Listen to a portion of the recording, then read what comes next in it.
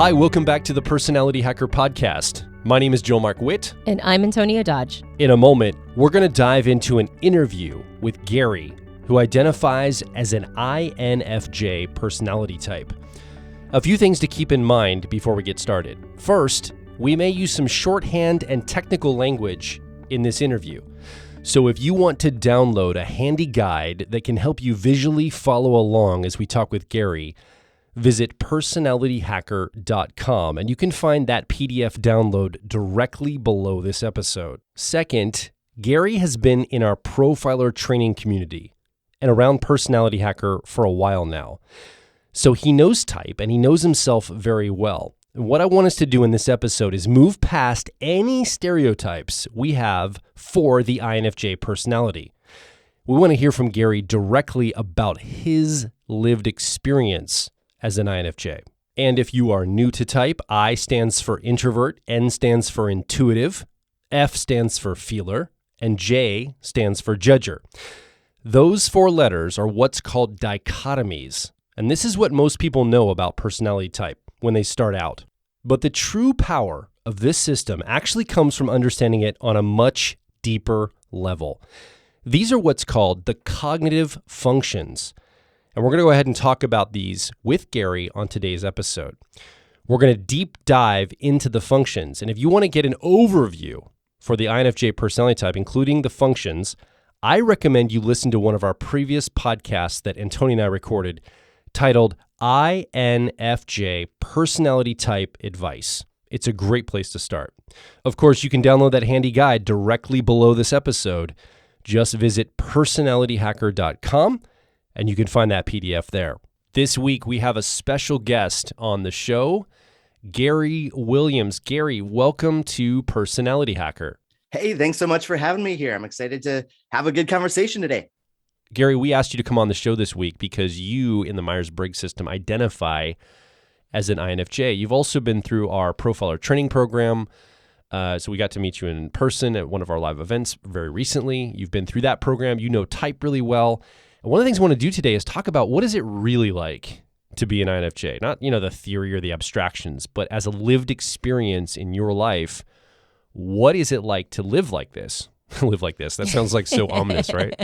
But before we get into any of that, what do we need to know about Gary? Yeah, absolutely. So I think I'm going to drop some reference points that may come up in the period of our conversation here, just to try and make sure that everyone kind of knows where I'm coming from. I first was introduced to type when I was in middle school.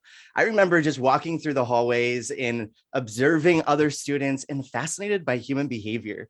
So I remember going home and researching about type and landed on this whole system called Myers-Briggs. And so I took one of those online assessments and actually landed on INTJ originally.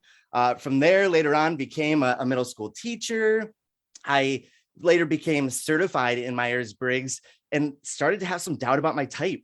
So at that point, I landed on INTP and then did some more things professionally. I coached authors through the process of writing, publishing books, and then decided to do some profiler training with Personality Hacker. And again, started to doubt my type a little bit more. So I hired one of your type consultants, Melissa, to help me land on my best fit type. And that's really where we rested into INFJ. And so I'm excited to just kind of see how in the world could someone go from INTJ to INTP to ultimately INFJ. The other reference point I think would be helpful to know is just now I have my own coaching practice. So I have a company, Better Future Coaching, where I coach individuals through the lens of personality and purpose as well. That is fantastic. Now, if I was listening to this podcast and I didn't know as much as I know now about type, just, a cursory understanding of type, and I heard you talk like that just now, I'd be like, this guy is not an INFJ. He's not an introvert. Yeah, I mean, come on. He's too outgoing. He's got too much energy. He's too forward leaning. Energetically, I would reject that notion if I didn't know what I know about how people actually show up. So maybe we could just start there. Explain to me, or help walk us through, as an INFJ introvert, where are we getting all this energy from?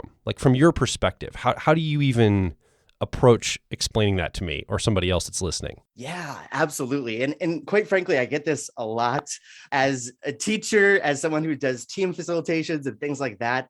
When I'm talking about type, I'll have people guess my type sometimes, and they almost always guess extroversion.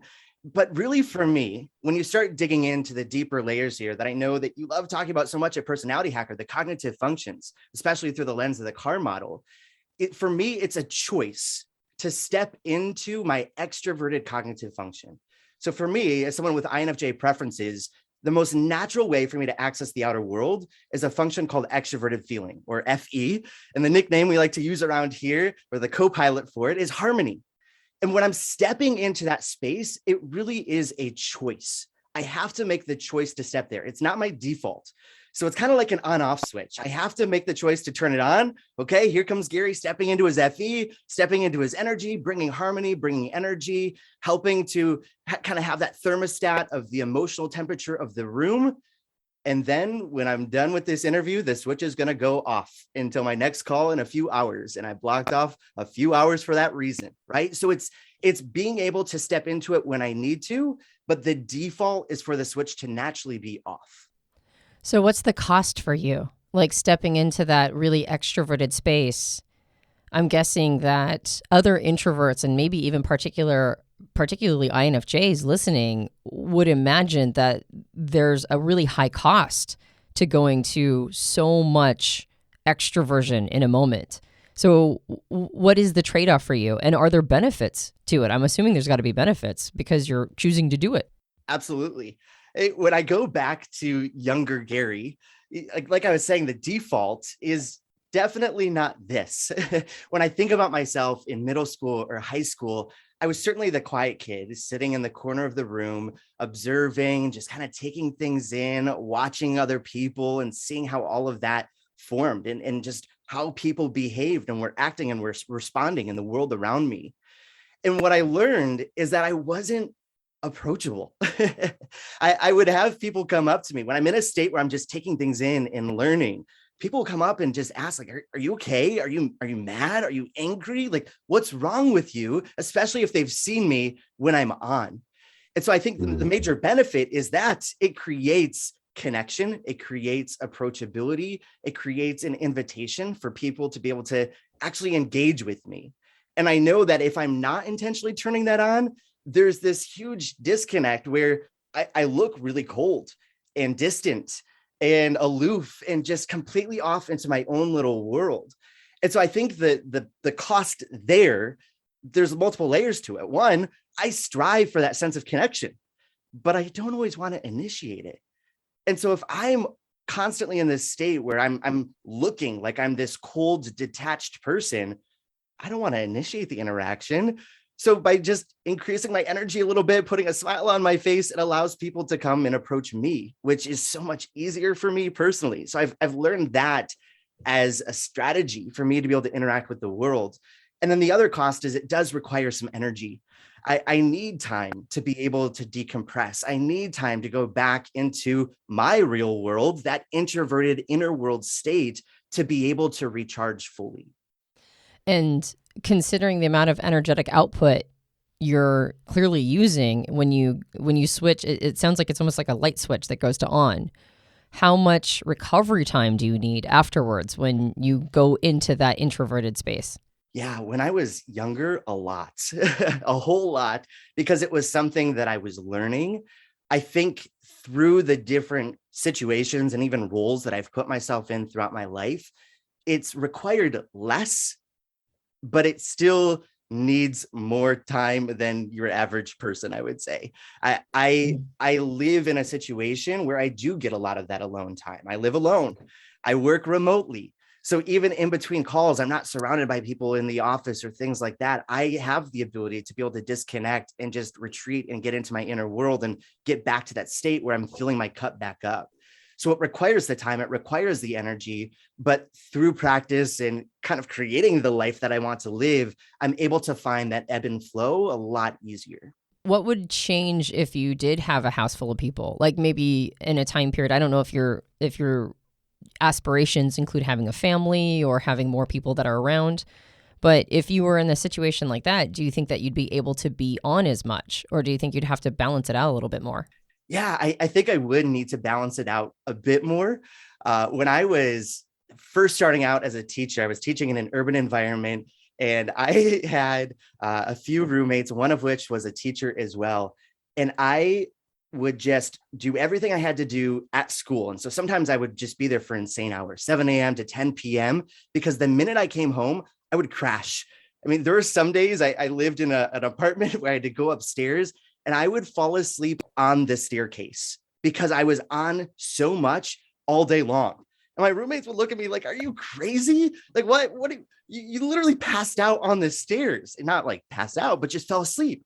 Right. And so it required so much energy that as soon as I got home, I had no energy to be able to engage with the people that were inside of my own living space.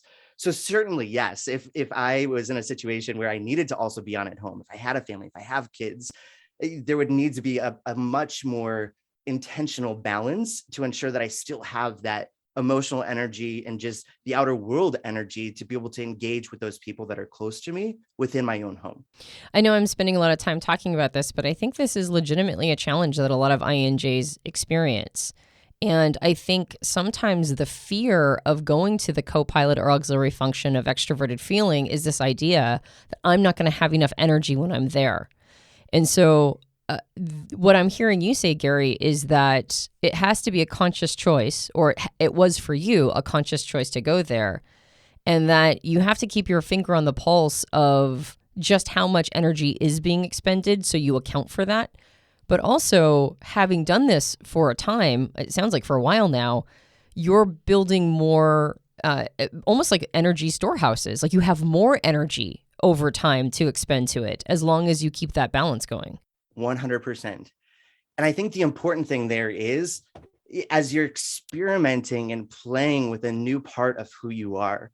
So if you're another INFJ out there, or anyone that has a preference of introversion, and you're trying to tap in to your Copilot, that extroverted support, my advice to you would be to take it in baby steps. I mean, there's a big difference between walking down the street and just intentionally smiling at someone. It requires way less energy. But even that could sometimes be a challenge for me if I think back to when I was younger, because when I was walking down the street, I was just in my own head. And again, I was just kind of this cold, detached person where people would not approach me. But making the choice to just smile at someone, to make eye contact, that is a baby step into that extroverted function that you can then play with a little bit more. Okay, what does it look like if I say hello? What does it look like? And continue to grow it and escalate it until it becomes a place where you do want to spend more time there, because it's a core part of who we are. We're wired to want to be able to go there, but sometimes the fear of how much energy and how much resources it's going to take to be able to tap into that prevents us from even taking the smallest possible step that can just be transformative to your life. So that spot, though, or that place for an INFJ isn't just connection. It's also having other people's needs on your radar. And sometimes that can feel almost like a burden to some INFJs, Assaulting, I think INFJs might say. I feel assaulted by these needs. Right. And other people's like sort of emotional temperature. So I mean, I love that you're being so forthcoming, Gary. So this makes it so that I can like really kind of open the kimono of all of this with an INFJ that's consciously chosen to get into this space. What's going on for you when you're opening yourself up and being more receptive to other people's energies by consciously going to this space? And then now you've got like bad juju coming at you, right? Like, or somebody else's bad day, or all of their needs become really obvious. How do you manage that not being a burden on you? I think the first thing that popped in my head as you were asking that question was, you've got to remember the order of your functions. So for an INFJ, the dominant or the driver function is a function called introverted intuition or perspectives. And one of the things that I love the most about that function is it allows you to pattern recognize in a way where you can be anticipatory. I can start to see what needs might emerge. But if all I'm doing is being responsive or reactive in a state of that extroverted sense, that's when it starts to feel really exhausting. But when I plug back into that driver function, to start to see the patterns of the people that might be around me. It allows me to anticipate needs so I can plan for them. And when I can plan for them, I know I'm going to have the energy for them. And when you really start to invest in that driver function as well, in partnership with your Copilot, it allows you to have this balance where now you're not just constantly putting out fires all day long from that state of extroverted feeling and meeting people's needs out there in the world, but you're able to anticipate them so you can plan for them, so you can have the energy reserved for them and still have that point of connection. Okay, so I hear something in what you said earlier that I want to connect to what you just said now, and I want to ask you a question about it. So earlier you said something about, I taught in an inner city or an urban environment for many years, and I would go and I'd work really hard, 7 a.m. to, late at night, 9 or 10 at night or something like that, I think you said, right? That late. And you'd come home and then you would collapse from an energy burn. And so what I heard in that is you created a context switch in that when you're at work and you're doing your work, you're in that space, you're in your extroverted feeling harmony process, you're on in that space, and then almost like unconsciously you come home and all that can just be turned off and you can rest and be in your introverted space. So that's what I heard about how you kind of created your life. You created this context. And the moment I highlight that, I think of somebody listening right now, maybe an INFJ who, has children, like actual children of their own, that there's no context switch for that INFJ, right? You can't just go home at the end of the day. Like your kids, you're home with you.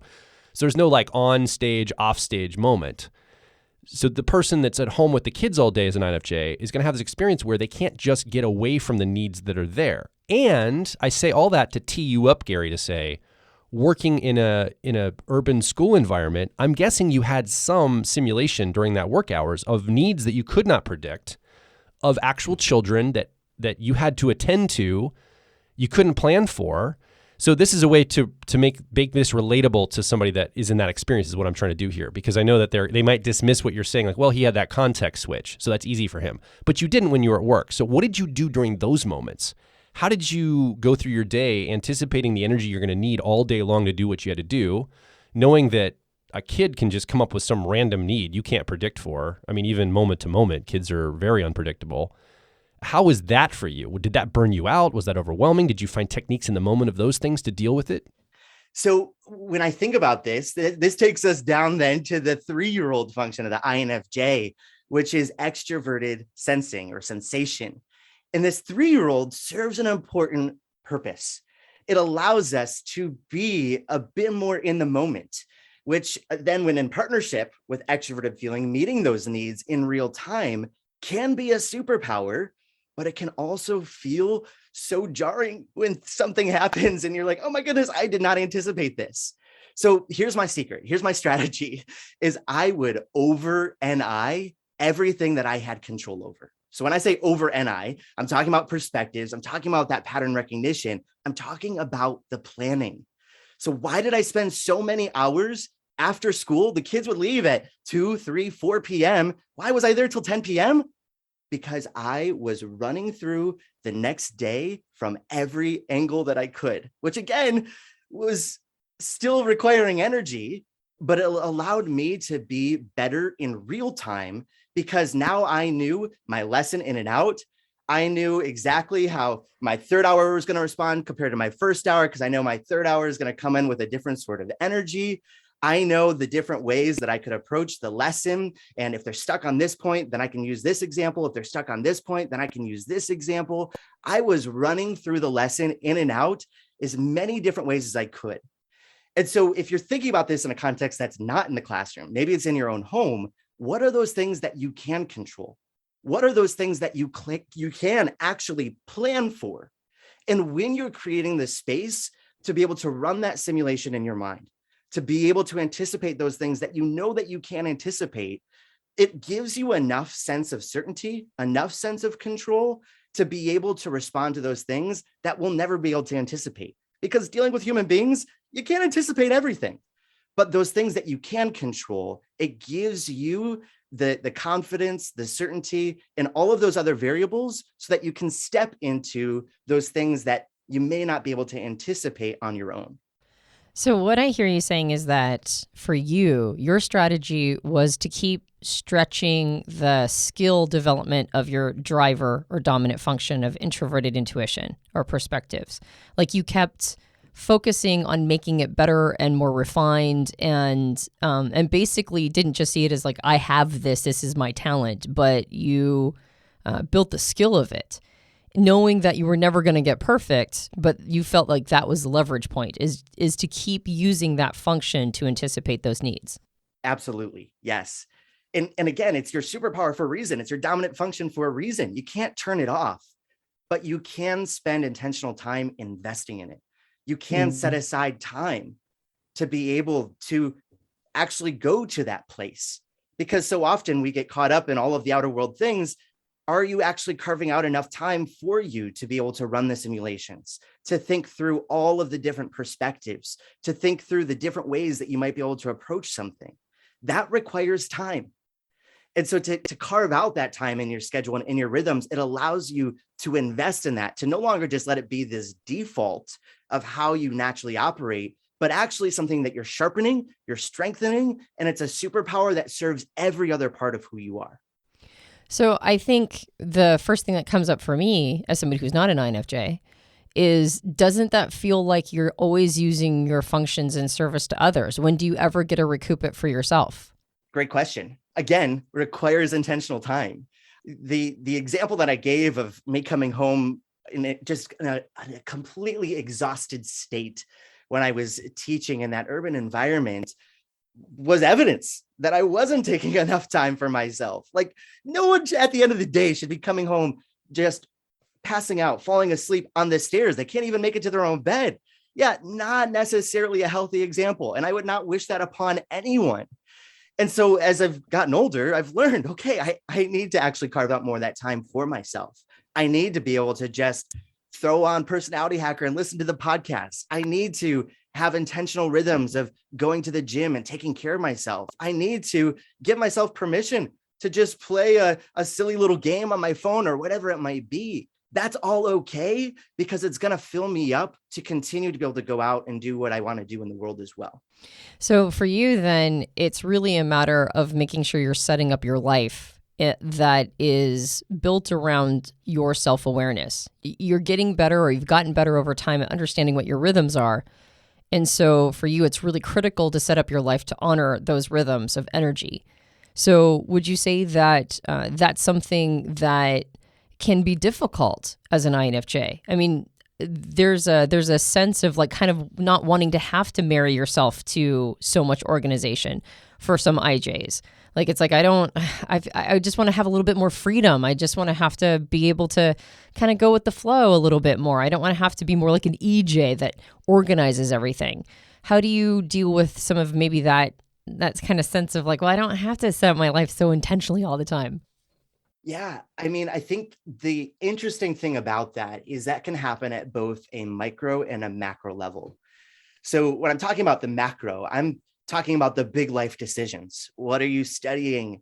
What types of life circumstances are you going to put yourself into? What degree are you going after? What jobs are you going to take on? Those big major life decisions that can influence the micro, the day-to-day. What do those rhythms look like? Are you setting aside the time to be able to take care of your body and going to the gym and eating in a healthy way? Are you taking the time to be able to plan and anticipate how things might play out?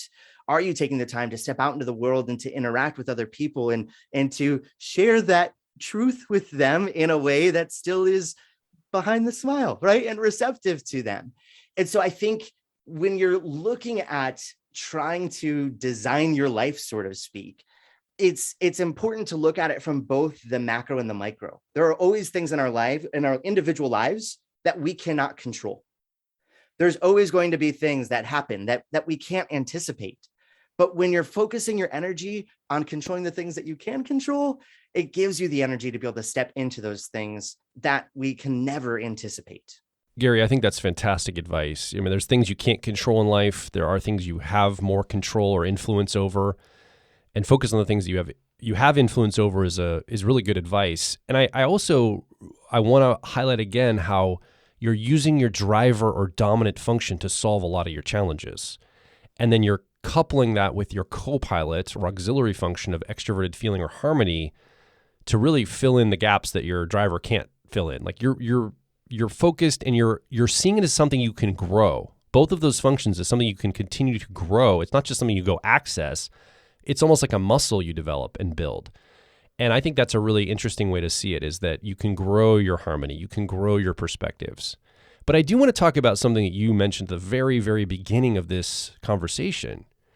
You typed out as a thinker twice before you came around to INFJ. This thinking part of you, and this will be placed at your 10-year-old or tertiary level in your personality, like in the car model, this is that 10-year-old part of you, that introverted thinking accuracy part of you that loves data, it loves metrics, it loves the truth, it likes to just cut through all the BS and get down to the heart of, what's actually happening.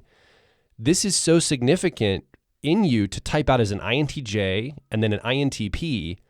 And I'm hearing you talk and your energy and all this. I mean, it's very extroverted feeling and harmony focused. You feel very feeler based. You're open, you're warm. How in the world, Gary, did you ever come out as a thinker, dude? Like, make this connection for me. Like, why are you coming out as a thinker on testing, but here you're showing up so feeler-like? I love that question.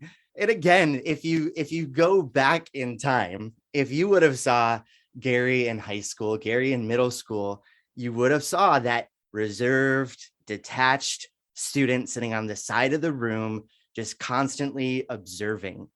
And that coldness, that detachment that people would have saw initially, no doubt people would have anticipated that I was a thinking type. And I think that what's interesting about this is, and I know you've talked about this on some of your podcasts before, is a lot of times that 10-year-old, that tertiary function for me, introverted thinking or accuracy, it's something that we sometimes over-identify with. Why? Because it's the same attitude or the same preference in terms of the inner or outer world. So for me, introverted thinking is my inner experience. I am a very analytical person. I'm very data oriented in some ways, and we can talk about the nuance there in a second if we want. The inner experience of my mind is very logical. It's very analytical. And again, I have to make the choice to turn on the FE. So when I was going through this journey, I originally thought INTJ, that's what I typed as, and it made sense. I'm like, yes, I totally get it. And then as I started digging into the functions, I'm like, I just don't see TE or extroverted thinking in myself, which is one of the functions of an INTJ. I'm like, I can't be. So I went through the certification process, started digging into the functions. I'm like, I have TI. Yes, I have TI so much that I thought that it was my driver function, right? And then the pattern started to connect. And I'm like, well, wait a minute. I don't see anywhere in my life. Like, this is not showing up. I can't be an INTP. That's my Copilot. And I really couldn't see the pattern myself, but I knew I was really analytical. I never once considered that I could have had a preference of feeling in the Myers-Briggs, because in my inner world, I don't have any very clear awareness of my own emotions, of my own feelings. If you were to ask me, hey, Gary, how you feeling? Please don't make that the next interview question, because we're going to be sitting in silence, right? Like, it's just not something that I can readily access. So I was convinced I had to be a thinking type. But luckily, personality hackers around, and you have some amazing type consultants. And I was able to work with Melissa, and she was able to say, yeah, you do have NI. Great job, Gary. Yeah, you can carry that from INTJ. Yeah, you do have TI, Gary. You can carry that over from INTP. But let's move these functions around and combine them here. And she allowed me to see the patterns that, yes, that is your inner world experience, but the energy that you bring to the outer world, your point of connection, your ability to meet other people's needs, that's actually what you're bringing to the outer world. And she was able to help me see those patterns and how they played out, which then just helped me grow exponentially into my own type. So the inner world is very analytical, very logical. There's a lot happening that feels like the data, the line of code in my inner world. And that's why I was convinced that I had to be a thinking type for so long. We will be right back. If you're focused on personal growth, I think you'll resonate with our core content over at personalityhacker.com. We want to see you understand how your mind is wired so you can generate motivation, improve social skills, find career opportunities, and master excellent decision making. But a quick warning, we are advice and action focused in all of our articles, podcasts, and videos. This means that we attract people who like to be challenged to become excellent, to take action, to put in the work to optimize themselves, not simply just gather more information. If you are committed to personal growth and ready to radically find your inner truth, then come over and be a part of our growing community of like minds at Personality Hacker. Now back to the show. I have like 3 or 4 questions. They're all bottlenecking.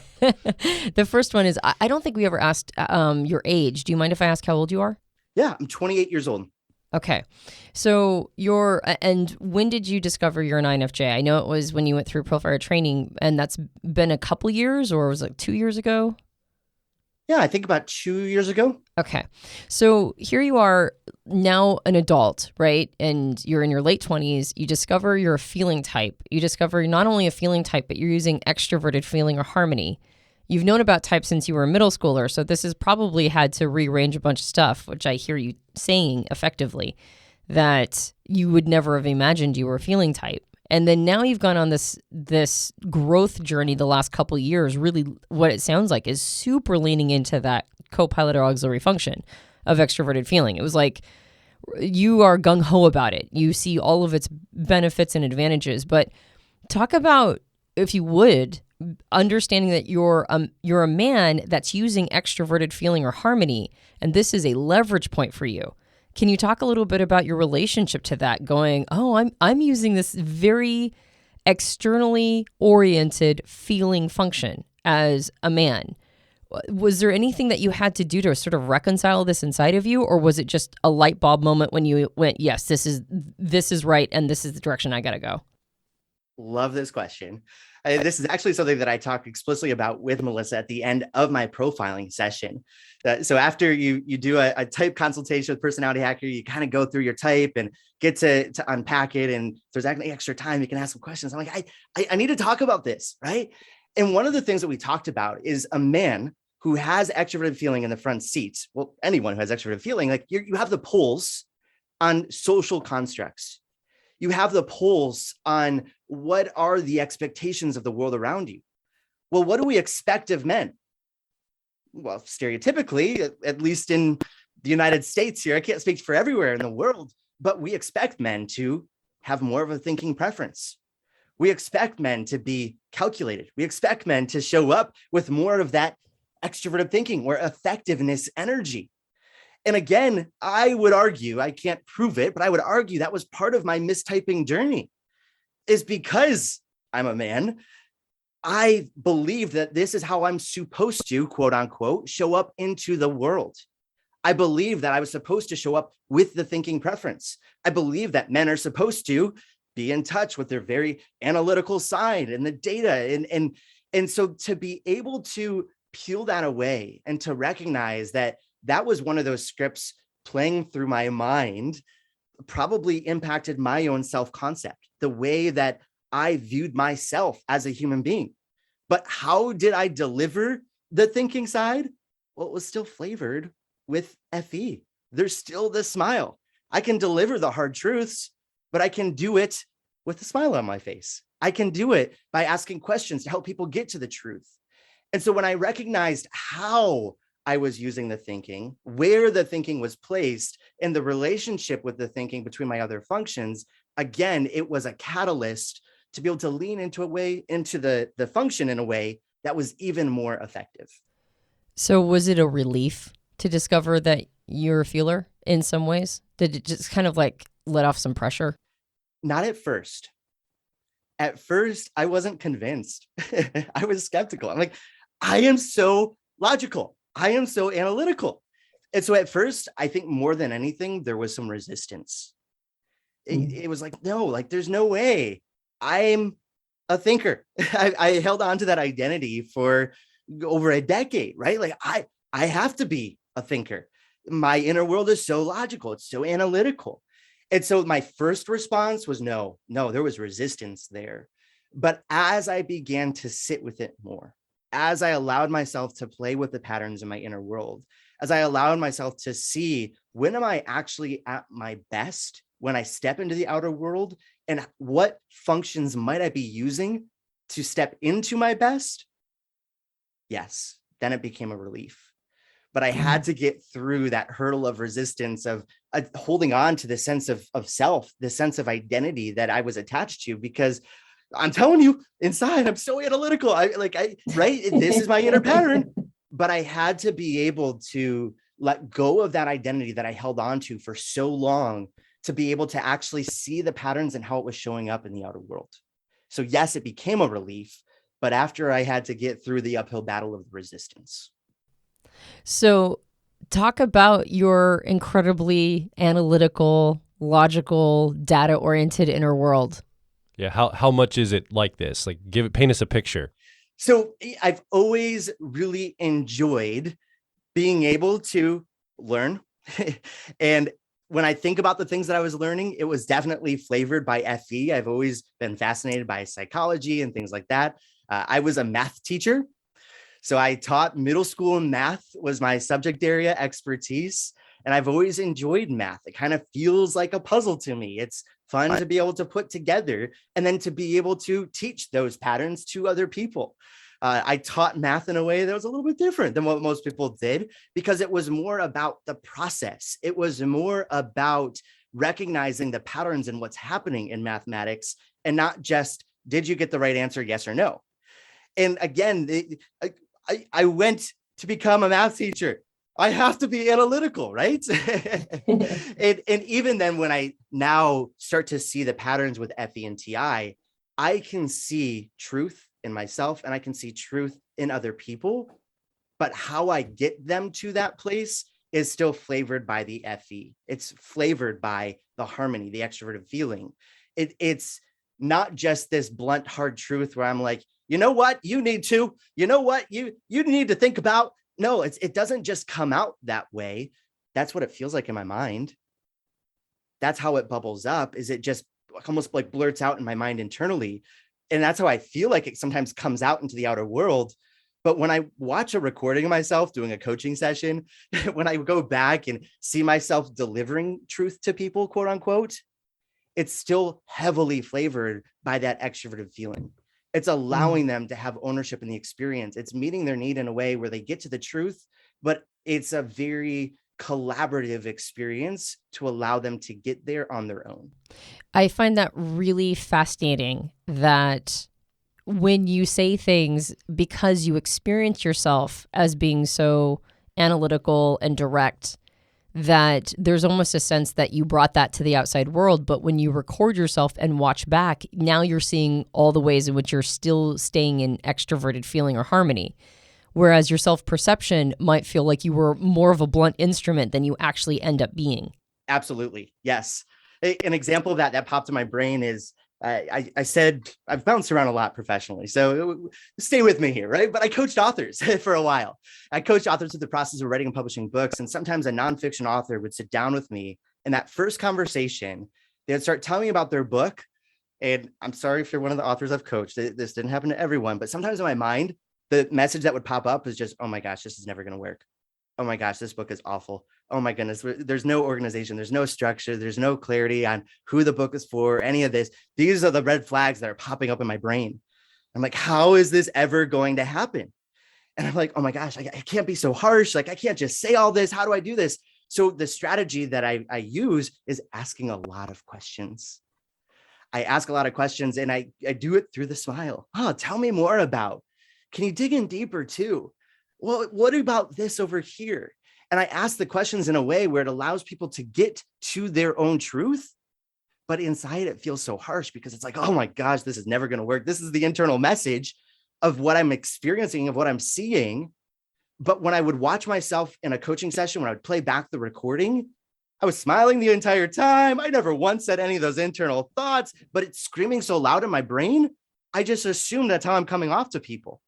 But when you actually watch the recording, it's like, oh, wow, he actually never once said anything about a judgment call on the book. He never said if it was good or bad. When I'm saying he, I'm talking to myself because I'm watching the recording, right? But like you start to see how you can move someone to their own truth, flavored by that NI, the perspective shifting, but then brought out into the outer world through the extroverted feeling in a way that it feels incredibly collaborative.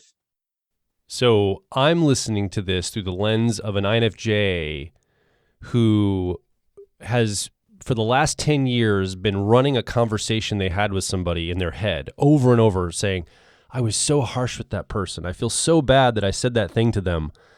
And then 10 years later, they're like apologizing to that person. And the person didn't even remember the conversation. They're like, what are you talking about? I don't remember a bad conversation with you. I think it comes from this, what you're talking about, Gary. This, in your head, the harsh truth is bubbled up immediately.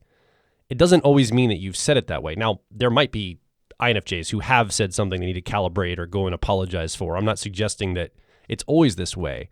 But I've talked to so many INFJs who feel like they're more harsh than they actually are. And I think it comes from what you're talking about. 100%. Yes. That inner world experience, it feels very different than how I'm usually coming off in the outer world, especially if I'm intentionally stepping into the FE place. Now, that harshness can sometimes be my resting face. Joel, I remember at the live event, like, right? One day at the live event, you came over to me and you're like, hey, are you okay? Is everything all right? And I was just in my learning state. In my resting face, it kind of looked cold. You're like, are you upset? Are you sad? Are you feeling okay? Like you came over to just kind of get a pulse check on me. And at that point, it was a couple days in. I already had my extroverted feeling on. I built some connections and I was just sitting there enjoying the experience, taking in the information, playing with the patterns in my own mind. And I wasn't even aware that I was in that state. I'm like, why is Joel asking me if I'm okay? Like, yeah, I'm fine. Like, what's going on? And so if I don't intentionally go to the FE, yeah, see, you may look cold, detached, unapproachable. But again, I was intentional to try and bring more of that FE days 1 and 2 of the live event so that I could just kind of rest into that state and play with my inner world a bit more. And so it's a constant battle. I mean, it still happens. The live event was within the last year at the time of this recording, right? And again, here I am. You're saying like, there's no way this guy's an INFJ. He has so much FE. And then here's Joel walking over like, are you okay? Like, are you mad at me? Are you angry? What's going on? And it just is when I rested into that inner world.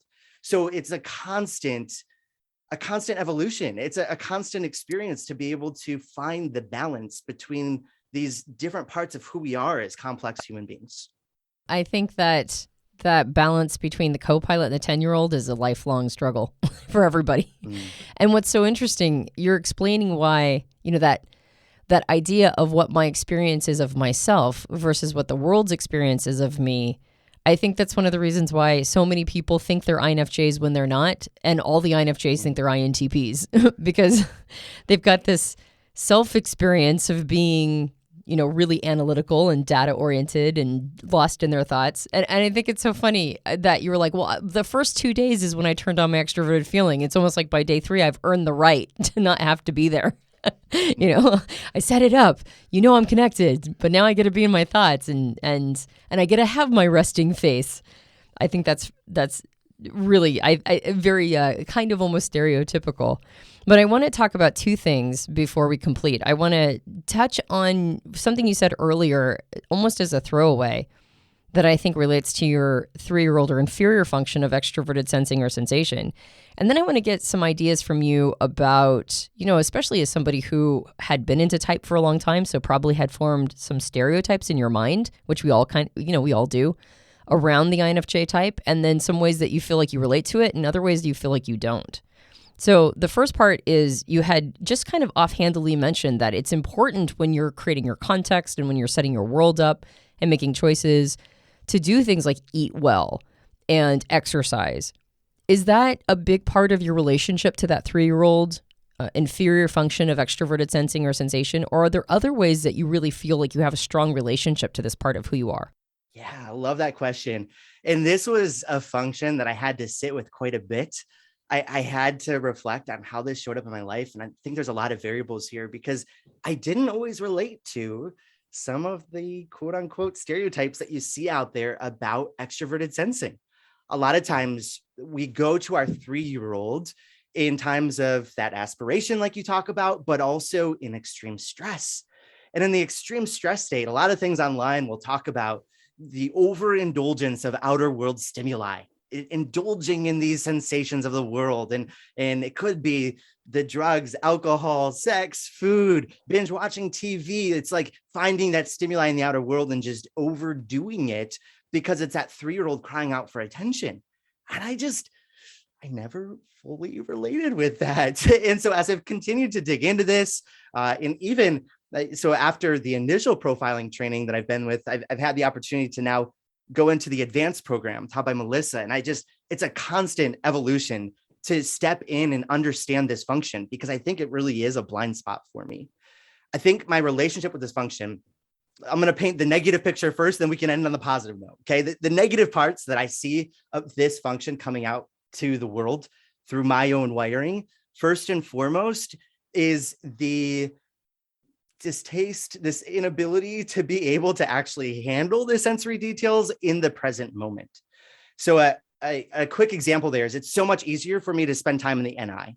I would so much rather future cast and to think about the future. And I was planning this live event. It was a virtual summit over the summer, and I had 20 different speakers coming together. I was having this recording. I already marketed the event, had people coming to this virtual experience. It was going to be great. Well, 3 days before the event, I had all the recordings ready to go, but I didn't actually have the infrastructure built, like that sensory experience of bringing the information out into the world in a way that, people can actually interact with. I didn't have any of that built. None of it.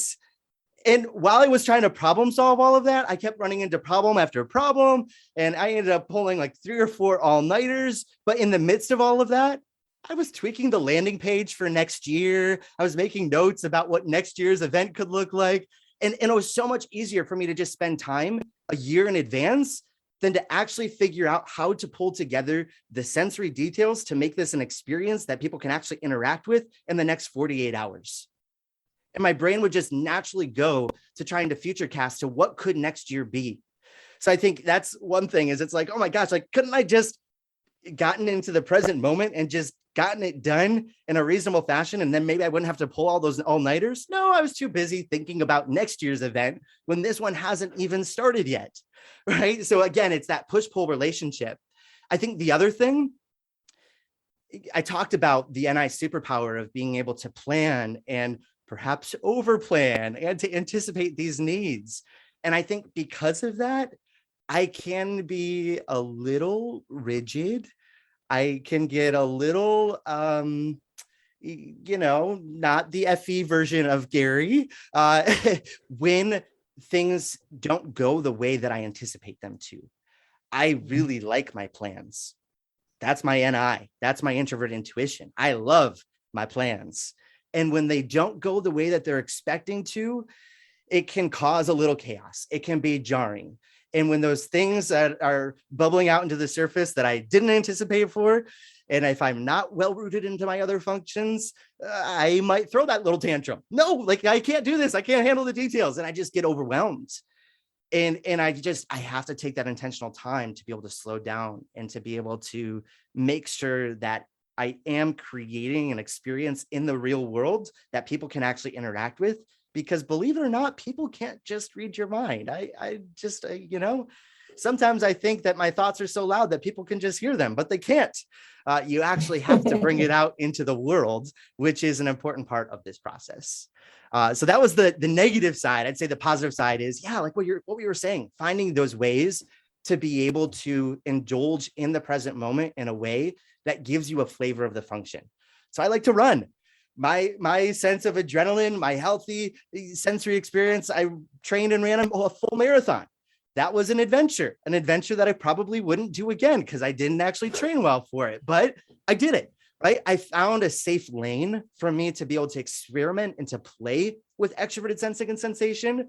But again, I'm very rigid. You're not going to find me in a haunted house. You're not going to find me swimming. You're not going to find me diving off diving pool or diving boards, right? Like there's a very specific lane that extroverted sensing is allowed to come out and play.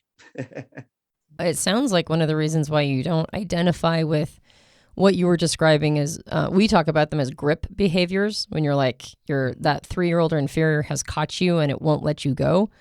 It sounds like one of the ways that you avoid some of those grip behaviors to a point where you don't identify with them is that you're just really good at making sure that you've got enough extroverted sensing or sensation in your life through things like running and paying attention to it on a regular basis. Yeah, absolutely. And that was one of the things that I had to reconcile when I landed on INFJ as a best fit type, or even back the day when I was thinking INTJ, because I didn't really see those things play out into my life, which again, can make it hard to find your best fit type when you're like, I just don't really see that part of me. And that's where I'm so grateful to have people like you, Joel and Antonia, and people like your team, the incredible type consultants that you have that can help you recognize how these patterns might be showing up. And hey, you do access extroverted sensing, but here are the ways that you uniquely do it. And it allows you to draw all of those patterns together. So Gary, we also want to talk about stereotypes. What are some of the INFJ stereotypes that you identify with? And what are some that you're just like, yeah, that is not me at all. I just don't identify with that one. Yeah, excellent question. So in true NI fashion, I was preparing for this interview, right? Like in order to be able to respond. And so one of the things that I did was actually go and read some INFJ forums. And I think that can be an interesting place to step into because like, I think it was you, Antonia, who said earlier in the conversation, a lot of people, when they first land into type, they think that they might possibly be an INFJ. And for many of them, they are. And for many of them, they might not end up landing on INFJ as their best fit type as they continue digging into things like the cognitive functions. So I think that some of the stereotypes that exist on that broader level is, oh, INFJs, they're creative. Oh, they're helpful people. They're really nice.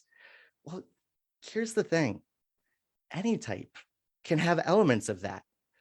We can all be nice. We can all be helpful. All 8 cognitive functions are helpful. And you've talked about that time and time again on your podcasts of why each of these functions are important. And so I think first and foremost, it's important to really think through your personality and your wiring through the lens of the functions. Because as I started going out there into the world, looking at the stereotypes, I'm like, these are all over the place. Like this one contradicts this one, and this one doesn't even make sense compared to this one. And I don't relate to that at all. One of the things that I find out there a lot in the INFJ spaces and the INFJ stereotypes is the level of exhaustion that it sometimes takes to go into extroverted feeling. And specifically from that empathic point of view, where when you walk into a room, you just feel everyone's emotion. And then all of a sudden you're completely drained and you have no energy and you can't tell what's yours and what's not yours. That happens to a degree. But I think looking at my own type journey, I spent so much time in my inner world and then found safe ways to play in the outer world through extroverted feeling that I found ways to create safe and healthy distances there where it's not this like constant exhaustion and I can't even get myself out of bed. I can't even leave my house. I can't even step into a place where there's people because it's just you're embodying everyone else's emotional experience. And I think again, that could be a result of just the intentionality and the development that I've had there, but it's just not how I fully experience the world. Now, I do experience flavors of that. There's times where, yes, like of course, extroverted feeling, you have this pulse, you have this radar where you're picking up on the emotional experience of others, but not to the point where I can't even leave my home. Not to the point where I can't interact with the world around me and to give FE, to give extroverted feeling as a gift to the world. I just haven't experienced that element in the way that I hear a lot of people that identify with INFJ preferences putting out there into the world. So what about emotional labor? This might be a gendered conversation because I think there's some gender expectations, and you as a man may have less expectation on you having to show up and give emotional labor in the world. But I've heard a lot of INFJs talk about how they have one-sided relationships. They often are the one giving a lot. The other person isn't not even aware of what the INFJ needs. And the INFJ is so tapped into the need of other people. And so these one-sided relationships develop. They feel like they're giving and giving, and there's no reciprocity. And then there's some, I don't know, resentment can build, some bad feelings can build, and it could get to the point where they want to just cut people out because, there's no return on that investment of emotion. Do you struggle with that at all as an INFJ? Is that something you've dealt with or overcome or had an experience of in your life? Yeah, I definitely think there's a part of it. When I imagine my relationships with people, whether they're friendships or relationships or romantic relationships, or if they're just acquaintances out there, there's definitely a reliance on me. Sometimes it's from that emotional point of view. Sometimes it's more from the problem solving point of view. And a lot of times they're intertwined. And sometimes it's hard to tell, what are people really asking for? What do they want from me right now? And sometimes it's best to just explicitly ask. But I think being able to find those boundaries and to know when you really need to step into the FE and when the FE can really be flavored by the TI and when it's okay to just not pick up the phone. I get calls every single day from people asking me questions. Hey, can you help me with this? Hey, someone will call in tears, whatever else. Like that's definitely a part of my human experience, but it's not always just centered on the emotions. They don't want me to just give them a hug and tell them that they're going to be okay. A lot of times they are wanting more, but don't really know how to ask for more. And I find when I can find that balance between extroverted feeling or harmony and TI, introverted thinking and accuracy, when I find that balance in a conversation, it's way less exhausting because I'm finding healthy ways for that TI truth to come out, which then keeps me in balance, keeps me in check with my driver, but it still is being heavily flavored through that extroverted feeling experience. So I think my big advice there and my big experience there, that's a constant journey in my own life, is how do you balance extroverted feeling and introverted thinking in a way where when people are calling you, when you might pick up the phone and someone's in tears and you have no idea what's even happening yet, that you're able to keep that balance because it's going to keep you stabilized, which is important so that you're bringing the best part of who you are to the world. Yeah, I think that's such a good point. And I'm glad you mentioned it because I sometimes wonder if the people who are the most resentful of having to use extroverted feeling that believe they're INFJs are actually maybe a different type. Because I've noticed that for a lot of INFJs, it's actually them having to throttle their own desire to help. And they have to go, okay, no, I'm the person who's letting this happen. And I've got to, this is a natural wiring to want to help.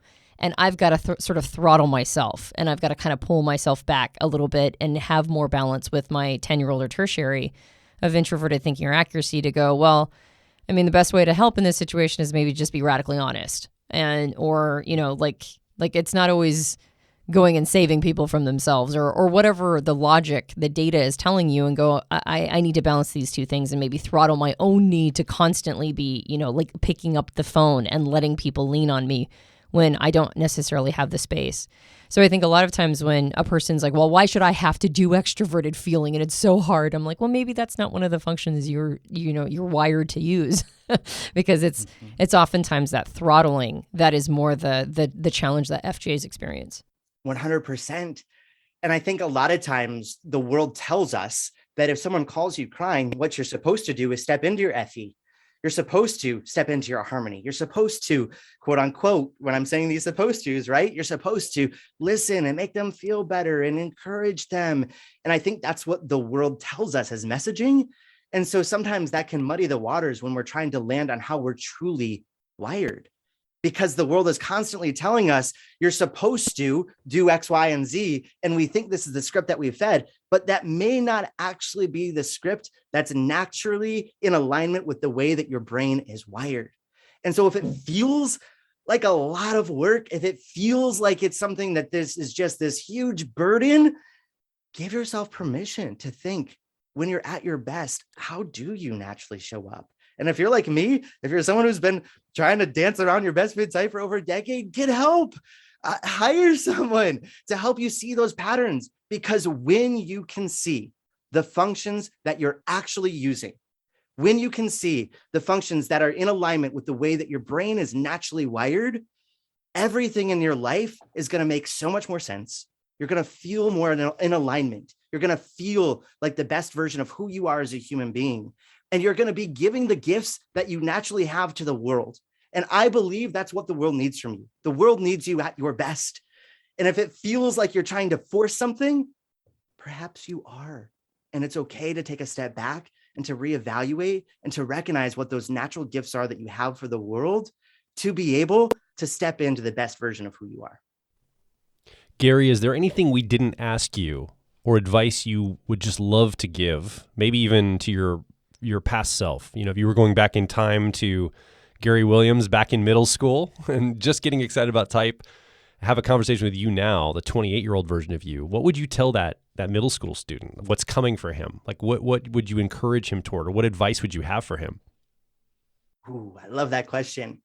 I think the first thing that popped in my head is being able to separate your inner world experience from your outer world experience.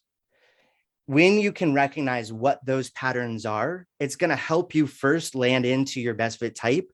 And then when you're landing into your best fit type, it's going to allow you to step into the best version of who you are. So for me, I was so attached to this identity of being a thinker. I had a thinking preference. I had to, because that's my inner world experience. And I was really pretty confident that I was leading with intuition. And when I tried putting on extrovert intuition, it just didn't quite fit. If I would have been able to separate my inner world experience from my outer world experience, I would have landed on my best fit type sooner. And I believe that when you're stepping into your best fit type, it gives you the cheat code. It gives you the roadmap to living the best version of who you are. If middle school Gary would have known that extroverted feeling was a thing, and that feelings don't always just have to live in your inner world, that there's this whole idea of a feeling preference that can live in the outer world, I can't even imagine what my life would be like now if I started that personal growth journey as a middle schooler compared to as a 20-something, right? And again, a 20-something is still decades earlier than some people land on it. And so it's never too late to recognize these patterns, no matter where you are in your journey. But the big thing, the big takeaway, the big thing that I would push for is to watch for the patterns. What's happening in your inner world? How is it showing up differently, even differently than you might have expected in your outer world? And again, that advice I'd say is in particular for people wrestling with INFJ, or if you think you might have an introverted preference. Maybe the script is a little bit different if you have an extroverted preference, right? But starting to recognize how you're wired internally versus externally so that you can use those outer world functions to be a superpower served by the inner world parts of who you are. And I think just the more clear you get on those patterns, the better you're going to feel and the best version that you're bringing to the world around you. And so I think that's the starting point that I would give as advice, is to play with those patterns, inner versus outer. This has been such a great interview. We really appreciate it. I almost imagine that after we're done, though, the FE switch is going to click off and you're going to collapse. Is that accurate? Not quite collapse, but I am going to give myself permission to just completely chill for a bit until I have calls later on, for sure. Gary, thank you so much for being on the show this week. This has been a fantastic conversation. Just so much gratitude towards you. Absolutely. And thank you so much for having me. You both have been such a pivotal part in my personal growth, in my journey as a human being. I remember even before I was initially certified in Myers-Briggs, I was listening to all of your podcasts about the different types and the functions, and just the way that you two show up in the world on this mission to help people grow through a lens of personal development, through the lens of personality. It's just so inspiring. And so thank you for being you. Thank you for having so much wisdom that you share with the world. And thank you for showing up every day on mission to allow people to step into the most natural genius state that they have. And it's truly inspiring. So I appreciate the opportunity to talk with you today. Man, those are very encouraging words. And we are so grateful, Gary, that you said those. Thank you for reflecting that back. There's this moment that we have on the main stage on the last day of our profiler training program where Antonia and I are looking out over a student group, a group of students that came to learn and grow with us. And you were there in the last event, Gary, and it's always a moment where Antonia and I look out over the audience, and we have this moment where we reflect to ourselves. We say, we know we're doing well when we're attracting really high-level quality people. And that's the measure of how we know we're doing well. And Gary, so just thanks to you for being in our programs and all this interview series. Like everybody we've talked to from these different types that's been involved with Personality Hacker, man, it's so cool to talk to people of all these various types that's been part of this interview series that we're really grateful to. If you've been listening along and you want to make your voice heard, though, we want to give you an opportunity for that. We've been talking with Gary. The three of us have had microphones. You haven't. You've been the fourth person in this conversation. We do want to hear from you as well. Come over to personalityhacker.com directly below this episode. Please leave a comment, ask a question, maybe share your INFJ story. Are you an INFJ who's been through your own growth journey and you've got some advice to share, or you're in the midst of it and you want to share your story about that? Or you have an INFJ in your life and you've seen some of the ways they show up and you want to share some about them and how you're relating to them as another personality type with you. Come over to personalityhacker.com. Make your voice heard. Yeah, and if you enjoyed this podcast, you can subscribe to us on iTunes and various Android platforms. If you leave us a rating and review on iTunes, that helps us out a lot. We love it. We read them all, so please do so. We have a book. It's called Personality Hacker. You can get it at all major book retailers. You probably heard Gary talking about his cognitive functions and how clearly influential they've been in his growth process. If you want to get a bit of a deeper dive into that, you can grab a copy of the book, and it'll talk about the cognitive functions for your personality type and ways to leverage them for your own growth journey. We also have a suite of programs that are personal growth oriented through the lens of personality type. So if you are ready to take your growth to the next level, head over to personalityhacker.com and under our catalog, see which program is right for you. My name is Joel Mark Witt. And I'm Antonia Dodge. And we'll talk with you on the next Personality Hacker podcast.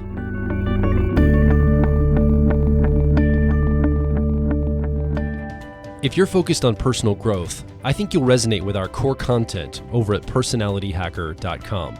We want to see you understand how your mind is wired so you can generate motivation, improve social skills, find career opportunities, and master excellent decision making. But a quick warning, we are advice and action focused in all of our articles, podcasts, and videos. This means that we attract people who like to be challenged to become excellent, to take action, to put in the work to optimize themselves, not simply just gather more information. If you are committed to personal growth and ready to radically find your inner truth, then come over and be a part of our growing community of like minds at Personality Hacker.